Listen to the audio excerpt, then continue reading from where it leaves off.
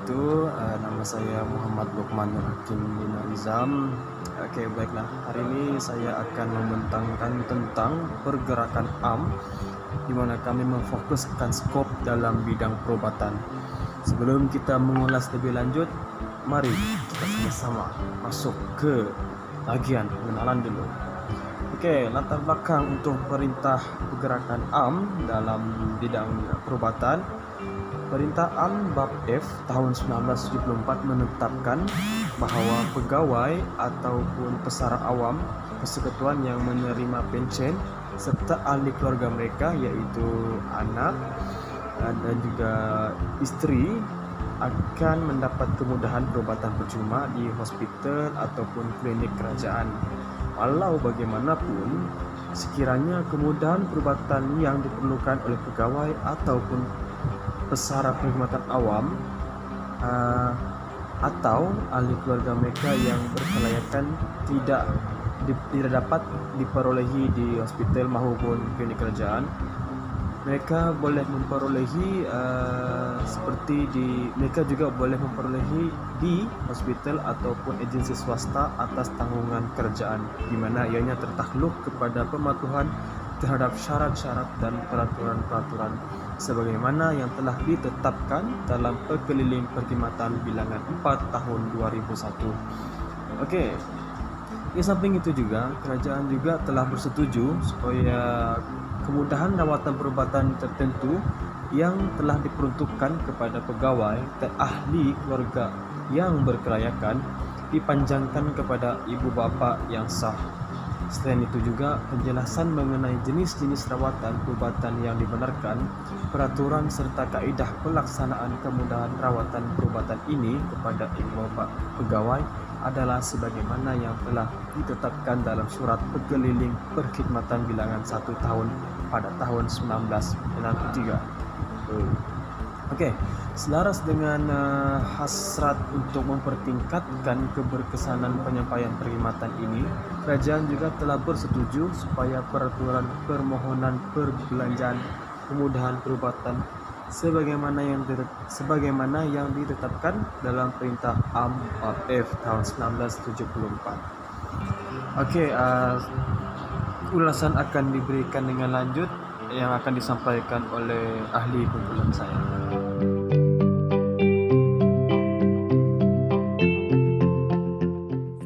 Menerangkan bahagian satu dalam perubatan, iaitu bahagian satu merupakan rawatan perubatan untuk pegawai-pegawai. Dalam bahagian satu ni terdapat dua elemen. Yang pertama adalah kediaman, rumah-rumah kediaman.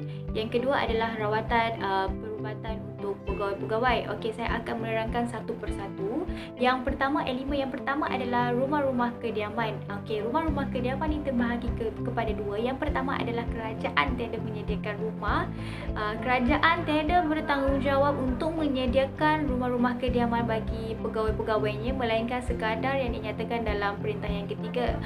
Bahagian kedua dalam elemen rumah-rumah kediaman adalah ketua jabatan boleh arahkan pegawai pindah rumah.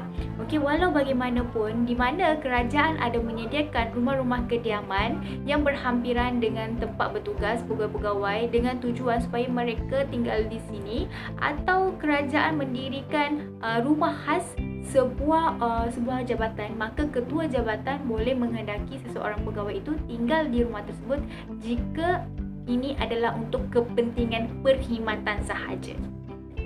Elemen kedua dalam bahagian satu. Elemen dua iaitu merupakan rawatan perubatan untuk pegawai-pegawai. Dalam elemen kedua ni terdapat 8 bahagian, dan bahagian pertama merupakan rawatan percuma di hospital dan klinik pesakit luar, di mana kemudahan rawatan percuma ni dengan mengemukakan surat pengenalan dan akuan ketua jabatan. Antara kemudahan rawatan percuma yang diberikan adalah rawatan ubat, rawatan perubatan, pergigian, perbekalan alat automatik dan anggota palsu. Gigi palsu bukan merupakan kemudahan rawatan percuma. Bahagian kedua merupakan bahagian rawatan hospital yang berhampiran, iaitu rawatan mesti diperolehi daripada hospital yang terdekat kecuali yang disahkan bahawa ia memerlukan rawatan di hospital tempat lain dan layak membuat tuntutan mengikut Perintah AM Bab D Perintah Am Bapli ini merupakan elon-elon yang perlu dituntutlah. Okey, manakala bahagian 3 adalah rawatan private bayar sendiri, iaitu mendapatkan rawatan dari doktor private hendak ditanggung sendiri. Okey, manakala bahagian 4 ialah merupakan bayaran bersalin bukan di hospital. Okey, bersalin selain dari hospital dan mendapat rawatan pegawai perubatan kerajaan dikenakan bayaran, kecuali dinasihatkan untuk bersalin di rumah. Bahagian 5 iaitu merupakan pegawai perlu dapat sijil sakit. Okey, anggota yang jatuh sakit hendaklah mendapat sijil sakit daripada pegawai perubatan atau panel doktor. Okey, manakala bahagian 6 ialah merupakan kemudahan yang sama bagi pesara dan juga keluarga. Okey, pesara atau keluarganya yang lain mendapat rawatan perubatan sama seperti anggota kerajaan yang lain yang sedang berkhidmat. Manakala bahagian 7 iaitu kelayakan bayaran wad, iaitu kelayakan pesara bagi masuk wad berdasarkan kelayakannya yang akhir sebelum bersara, iaitu separuh dari kadar pegawai yang sedang berkhidmat. Okey, bahagian 8 ini merupakan bahagian yang terakhir dalam elemen kedua. Okey, bahagian 8 ni adalah rawatan luar negara. Pegawai yang disahkan oleh lembaga perubatan memerlukan rawatan perubatan di luar negeri boleh dipertimbangkan atas perbelanjaan kerajaan, termasuk seorang pengiring si sakit. Okey, kelayakan waris iaitu jika anggota telah meninggal dunia tetapi telah diletakkan dalam berjawatan berpencen, warisnya layak mendapat rawatan perubatan percuma. Jika dimasukkan ke wad, bayaran dikenakan atas kadar yang dikenakan kepada gemula.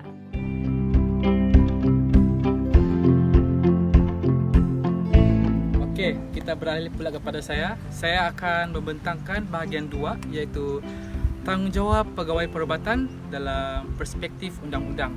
Dalam bahagian ini saya akan menekankan beberapa bahagian yang saya akan tekankan sebentar lagi tanpa membuang masa. Sebelum itu, saya ingin memperkenalkan diri saya. Nama saya Nicholas bin Ami, memegang kad nombor metrik BA 17110568. Okey, kita masuk ke dalam isi bahagian 2. Di mana dalam bahagian 2 iaitu tanggungjawab pegawai perubatan, mereka diperuntukkan kuasa untuk bertanggungjawab memasukkan sesiapa sahaja ke dalam hospital di mana pandangan mereka bahawa orang itu menunjukkan simptom-simptom ataupun gejala kesakitan yang perlu mendapatkan rawatan ke hospital. Sebagai contoh, apabila saya sebagai pegawai perubatan mendapati kawan saya menunjukkan simptom ataupun contohnya pengsan macam tu, saya berhak untuk membawa mereka ke hospital. Okey, kita masuk kepada bahagian 2. Pada bahagian 2 adalah menekankan kepada pemeriksaan mayat. Pegawai-pegawai perubatan adalah dihendaki untuk menjalankan pemeriksaan kepada si mati ataupun mayat dengan 2 syarat, iaitu yang pertama, apabila diperintahkan secara bertulis oleh seorang magistrat.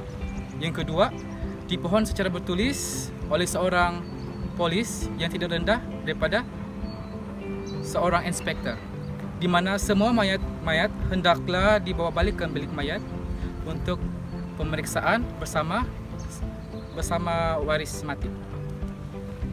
Okey, kita beralih kepada bahagian 3 dalam bahagian 2, di mana bahagian ini adalah amat penting sekali, yang mana melalui pembacaan saya, iaitu kematian yang memerlukan siasatan mahkamah. Apabila seseorang pesakit dalam sesebuah hospital ataupun sesiapa pun yang sedang dirawati oleh seorang pegawai perubatan di mana-mana, satu, mati dengan mengejut. Kedua, mati yang mengakibatkan secara langsung daripada kemelangan. Mati dalam keadaan yang menimbulkan syak wasangka. Di mana dalam keadaan ini pegawai-pegawai perubatan wajib untuk melakukan siasatan terhadap mayat tersebut. Okey, kita akan masuk kepada bahagian yang terakhir, iaitu kadar bayaran perundingan. Okey, apakah kadar bayaran perundingan?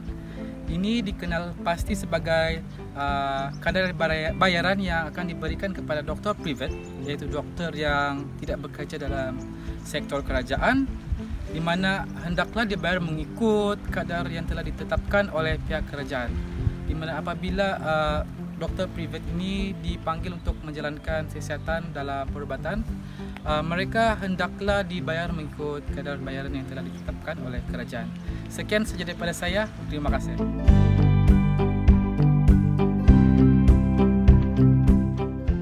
Bahagian ketiga iaitu lembaga perubatan.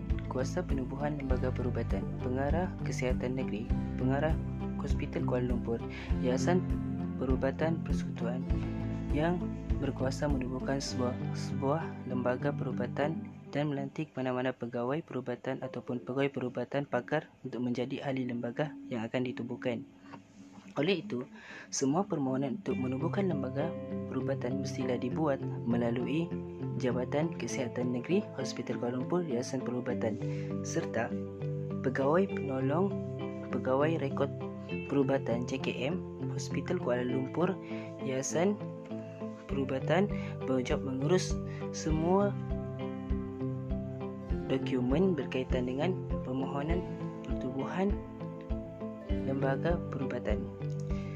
Ahli-ahli lembaga perubatan. Lembaga perubatan adalah dianggotai oleh tidak kurang daripada 2 orang pegawai perubatan atau pegawai perubatan pakar yang mana salah satu daripadanya hendaklah merupakan pakar dalam jenis penyakit atau kejayaan yang dialami oleh pesakit. Lembaga perubatan hendaklah dipengerusikan oleh seorang pengarah hospital, Yayasan Perubatan Persekutuan, Timbalan Pengarah Hospital, Jabatan Hospital Klinikal, Ketua Jabatan Pakar Klinikal. Dalam keadaan istimewa dengan persetujuan Ketua Jabatan atau kuasa yang memohon, Ketua Jabatan Kesihatan Negeri atau Ketua Yayasan Perubatan Persekutuan boleh melantik seorang pegawai perubatan swasta yang difikirkan sesuai sebagai ahli lembaga perubatan. Oleh itu, semua ahli lembaga perubatan yang dilantik perlu membuat surat atau tanda tangan surat akut janji. Kriteria atau sebab mengapa dan bila lembaga perubatan boleh ditubuhkan. Sesuai dengan peruntukan Perintah Am, lembaga perubatan boleh ditubuhkan atas sebab-sebab berikut. Apabila seorang pegawai didapat tidak sihat setelah menghabiskan semua cuti-cuti sakit. Apabila pegawai perubatan mendapati bahawa tiada harapan untuk pegawai menjadi sihat untuk bertugas. Dan apabila pada tiap-tiap tahun dalam masa 3 tahun yang berturut-turut pegawai itu telah bercuti sebanyak 45 hari atau lebih. Apabila kesuman otak atau kesihatan badan pegawai diragui. Seterusnya, apabila pegawai disahkan mengidap penyakit TB, kusta atau bara. Dan apabila pegawai atau keluarga perlu diperiksa untuk mendapat rawatan di luar negeri kerana tiada rawatan sedemikian di negeri ini.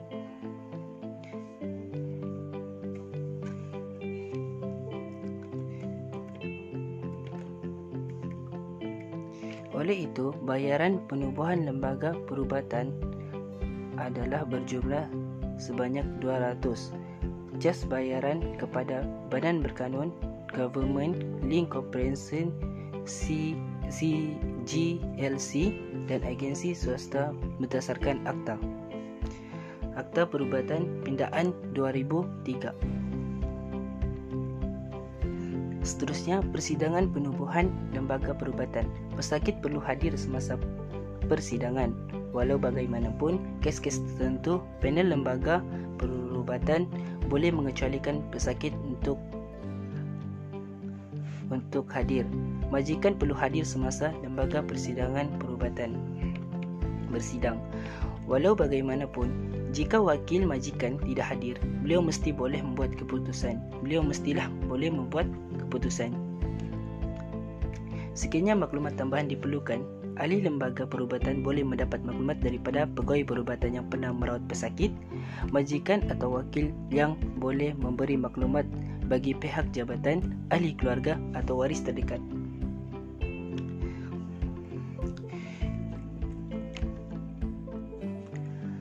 Pembatalan penubuhan lembaga perubatan boleh berlaku sekiranya pesakit tidak hadir tanpa sebab ataupun pesakit telah meninggal dunia. Dan penubuhan lembaga perubatan boleh dilakukan semula apabila ahli panel menangguhkan keputusan atas status kesihatan pesakit dan pesakit tidak hadir dengan sebab. Sekian.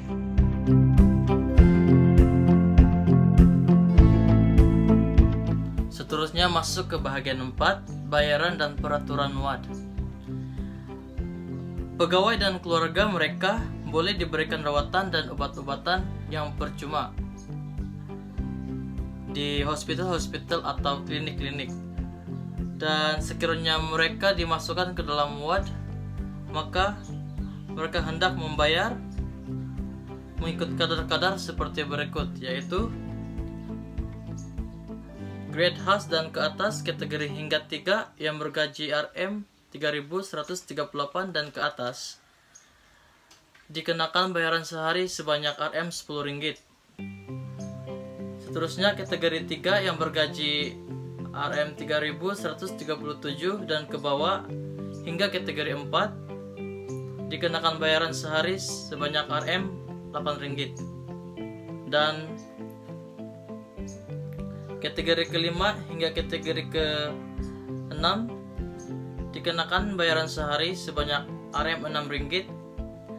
Manakala kategori ke-7 hingga ke-8 bayaran sehari sebanyak RM 3 ringgit.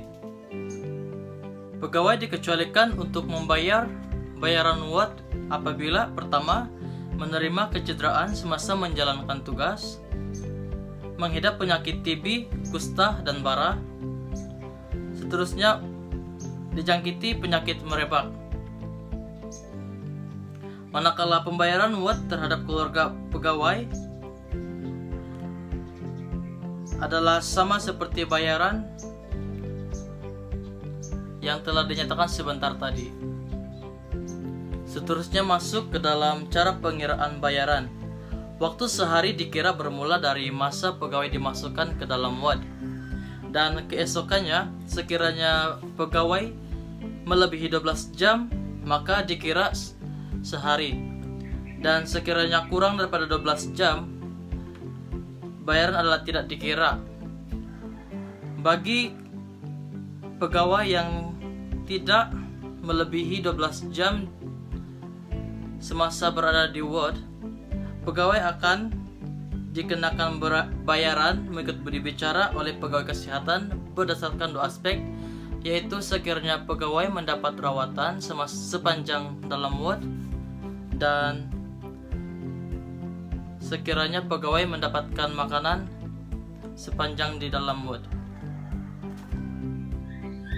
Bagi pegawai yang hendak keluarganya atau dirinya dimasukkan ke dalam WAD yang lebih tinggi kelasnya, maka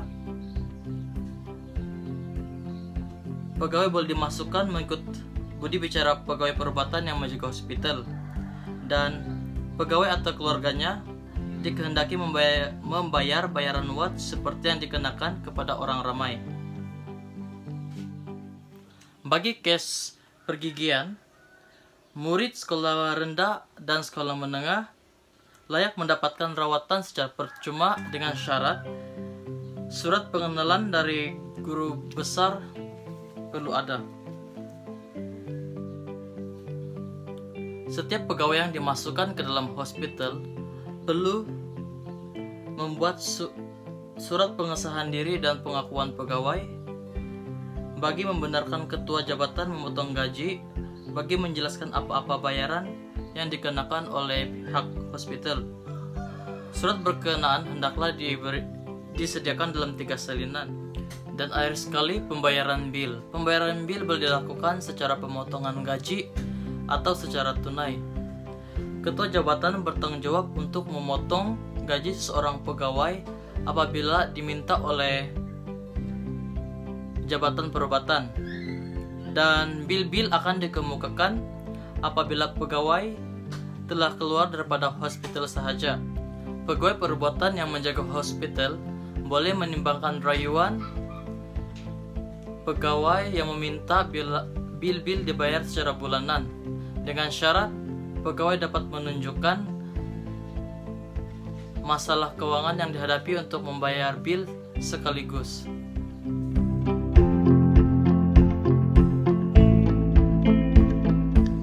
Seterusnya adalah bahagian 5 dalam pelbagai rawatan. Pertama, rawatan untuk kaki tangan Jabatan Perubatan.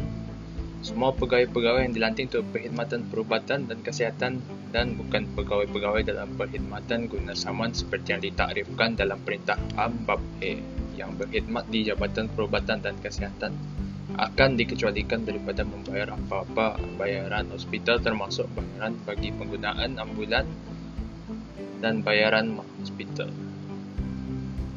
Kedua, kemudahan percuma selepas bersara.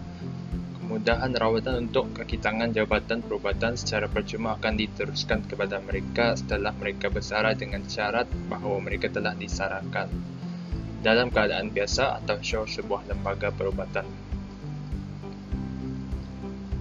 Pemeriksaan kesihatan keluarga pegawai untuk belajar. Mana-mana keluarga pegawai yang memerlukan pemeriksaan kesihatan untuk tujuan melanjutkan pelajaran di mana-mana yayasan pelajaran akan dikenakan bayaran pemeriksaan kesihatan sebagaimana seorang awam lain mengikut kadar yang ditetapkan oleh kerajaan bagi pemeriksaan sedemikian. Seterusnya ialah rawatan percuma untuk pelatih. Seorang pelatih yang sedang mengikuti sebarang kursus di mana-mana yayasan latihan yang dikelolakan oleh Kementerian Kesihatan seperti sekolah-sekolah jururawat boleh dirawati percuma serta pengecualian bayaran wad kelas 2 apabila dimasukkan ke dalam hospital. Mereka juga boleh diberi rawatan percuma sebagai pesakit luar. Seterusnya ialah syarat-syarat mendapatkan rawatan. Setiap pegawai dan keluarganya yang ingin mendapatkan rawatan perubatan hendaklah menghadirkan diri di tempat biasa pegawai perubatan menjalankan tugas-tugasnya dan di dalam waktu-waktu bertugas yang ditetapkan. Hanya dalam kes-kes di mana seorang pegawai atau keluarganya tidak dapat hadir sendiri atas sebab-sebab kesakitan yang tenang, barulah pegawai perubatan dipanggil melawat di rumahnya. Seterusnya ialah mesti dihadir di hospital bila diarah. Seseorang pegawai atau keluarganya hendaklah masuk atau hadir untuk rawatan di hospital bila diarahkan sedemikian oleh pegawai perubatan jika ia hendak terus mendapat ubat-ubat bantuan dan rawatan perubatan. Dan yang penting seterusnya ialah surat ubat. Itu seperti mana ubat-ubat dan perbekalan ubat tidak akan dikeluarkan secara percuma atau secara bayaran kepada mana-mana pegawai atau keluarganya melainkan dengan dikemukakan surat ubat dari seorang pegawai perubatan atau seorang doktor privat. Surat ubat yang dikeluarkan oleh seorang doktor privat hendaklah terlebih dahulu dilihat dan ditangani oleh seorang pegawai perubatan sebelum boleh dipenuhi. Ubat-ubat hanya dikeluarkan sekali sahaja bagi tiap-tiap satu surat ubat, melainkan jika ada dinyatakan sebaliknya di dalam surat ubat tersebut oleh pegawai perubatan atau doktor privat. Penggunaan ambulans. Seorang pegawai perubatan atas budi bicara sendiri dan tertakluk pada kepentingan hospital boleh membenarkan penggunaan sesebuah ambulan untuk membawa seorang pegawai atau keluarganya yang tiada harapan hidup lagi dari hospital ke rumahnya apabila permohonan dibuatnya sendiri atau oleh saudara maranya yang rapat. Bayaran batu perjalanan bagi penggunaan ambulan adalah seperti yang ditetapkan oleh kerajaan dari semasa ke semasa. Itu sahaja dari pelbagai.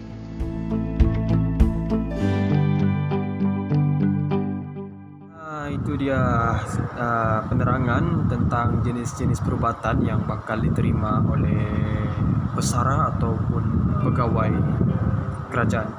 Okey, kesimpulan yang boleh saya buat di sini, sebagai pekerja kerajaan maupun pegawai yang masih bekerja ataupun yang sudah pension, mereka tidak perlu risau tentang perbelanjaan dari segi perubatan setelah mereka pension kerana kerajaan telah mengeluarkan arahan pergerakan am yang dikhususkan dalam bentuk perubatan akan disediakan kepada pekerja ataupun pesara kerajaan.